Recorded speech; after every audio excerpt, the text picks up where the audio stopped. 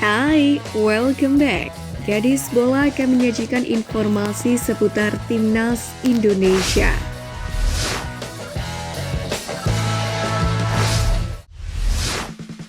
Kamboja belum juga meraih kemenangan dalam 2 pertandingannya. Kali ini, giliran Indonesia yang memberikan kekalahan kedua bagi Kamboja. Kedua gol tersebut lahir lewat skema sepak pojok yang dilakukan Muhammad Kaviator. Indonesia sendiri memang kesulitan mencetak gol lewat permainan terbuka. Skema bola mati Indonesia ini juga diakui oleh Pea Sobhektra, pelatih Kamboja, di mana membuat kewalahan timnya.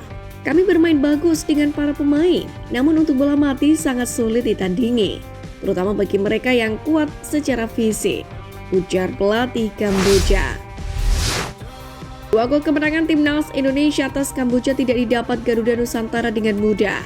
Indonesia harus menunggu lebih dari 70 menit guna membobol gawang Kamboja. Menurut Indra Syafri, strategi Kamboja yang menerapkan strategi bertahan yang rapat dan disiplin jadi salah satu faktor Indonesia sempat frustasi selama 60 menit. Di babak pertama, kata dia, pemainnya banyak salah melakukan passing. Strategi memanfaatkan lebar lapangan ternyata juga bisa diantisipasi Kamboja. Akhirnya di babak kedua, Indra Syafri mengubah taktiknya untuk lebih direct ke dalam kotak penalti lawan. Akhirnya, 2 gol pun tercipta melalui skema sepak pojok. Kemenangan atas Kamboja ini pun membuka peluang besar bagi Timnas Indonesia U19 untuk bisa lolos ke babak semifinal. Malaysia meledek Timnas Indonesia U19 yang menang 2-0 atas Kamboja U19 di matchday kedua Grup A Piala AFF U19 2024 yang dilangsungkan di Gelora Bung Tomo, Surabaya pada Sabtu 20 Juli malam. Salah satu masyarakat Malaysia di media tersebut menyebut, kok bisa Indonesia yang kerap disebut netizen tanah air sebagai King Asia cuma menang 2-0 lawan tim lemah Kamboja. Tidak hanya itu, media Vietnam Swadot Vien pun juga ikut meremehkan Timnas Indonesia U19 setelah menang 2-0 atas Kamboja U19 di matchday keduanya. Swadot Vien menilai Timnas Indonesia U19 masih memiliki banyak masalah meski menang 2-0 atas Kamboja U19.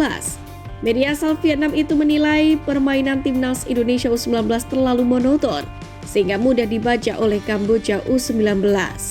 Padahal jika ditilik ke belakang, Vietnam sendiri juga baru ditahan Myanmar dengan skor 1-1. Itu artinya dalam sepak bola semuanya bisa terjadi.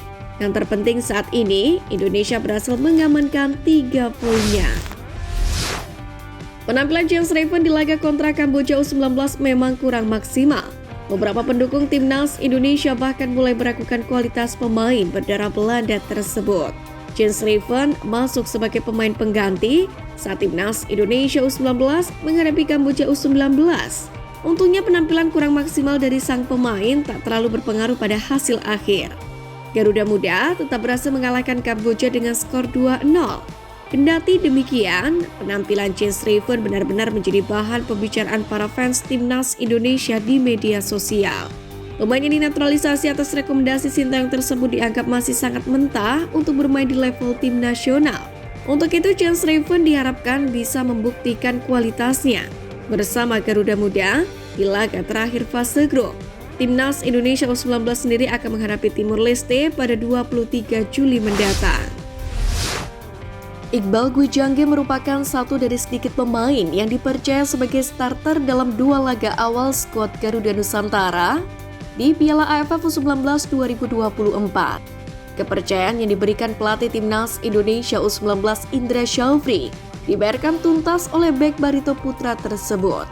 Terbukti, tak hanya tangguh dalam bertahan, ex-kapten Timnas Indonesia U17 ini dapat diandalkan membobol gawang lawan. Ia mencetak 2 gol saat Timnas Indonesia U19 menang 6-0 atas Filipina U19 di matchday pertama Grup A. Kemudian di matchday kedua kontra Kamboja U19, ia mencetak 1 gol sekaligus membantu Timnas Indonesia U19 menang 2-0.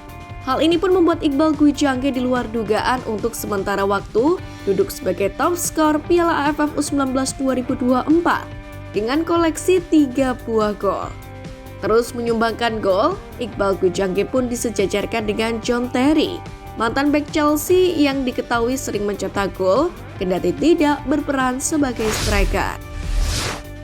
Ipswich Town saat ini menggelar pemusatan latihan di Austria jelang Liga Inggris. Mereka memainkan sejumlah laga, termasuk melawan Shakhtar Donetsk pada Sabtu kemarin.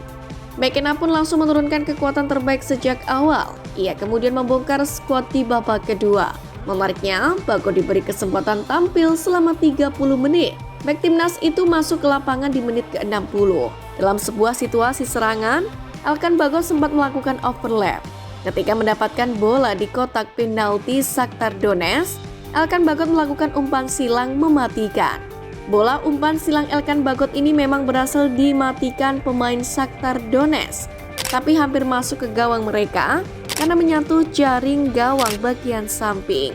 Lalu, apakah ini pertanda Elkan Bagot mendapatkan kesempatan bermain di tim utama Ipswich Town di Premier League 2024-2025 sebagai fullback kiri? Bagi Bagot, tampil selama 30 menit menjadi sebuah pertanda. Nama pemain berusia 21 tahun itu tengah dikaitkan dengan sejumlah klub di bursa transfer musim panas 2024. Hingga saat ini Marcelino Ferdinand memang belum memiliki klub baru usai kontraknya berakhir bersama klub asal Belgia KMS Cadense. Melansir dari laman resmi transfermarket.co.id, selama 2 musim bersama KMS Cadense, Lino memang hanya mencatatkan 7 penampilan dan mencetak 1 gol saja. Dalam hal ini cedera panjang yang sempat dideritanya di tahun 2023 membuatnya kurang begitu berkontribusi bersama klub asal kota Denze Belgia tersebut. Kini dengan status bebas transfer yang dimiliki olehnya, Marcelino Ferdinand memang dikabarkan akan segera bergabung dengan klub barunya. Namun belum diketahui apakah klub tersebut berada di regional Asia atau Eropa. Hal ini yang juga membuatnya bisa saja direkrut oleh klub-klub di Liga Australia. Akan tetapi hal ini juga bisa saja tidak akan terjadi. Pasalnya, klub-klub asal Australia juga dikenal sangat sulit mengeluarkan uang banyak untuk pemain muda yang berusia di bawah 23 tahun. Hal ini juga lah yang disebutkan oleh Joy Lindsay dalam komentarnya mengenai nilai transfer Marcelino Ferdinand. Timnas Indonesia diminta benar-benar memanfaatkan putaran ketiga kualifikasi Piala Dunia 2026 zona Asia, yakni untuk menaikkan level.